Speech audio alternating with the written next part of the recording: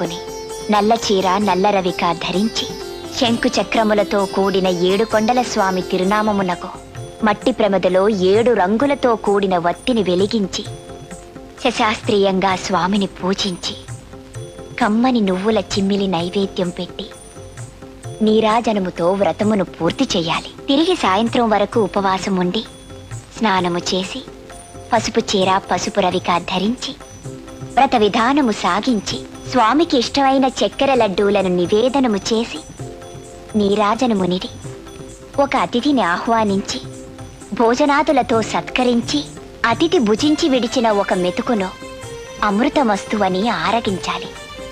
అప్పటికి ఆనాటి శనివార వ్రతం పూర్తవుతుంది. ఈ విధంగా 7 శనివారములు వ్రతమును చేసినచో ఉద్దేశించిన సత్ఫలమును పొందగలరు. అమ్మా జయంతి, 7 కొండల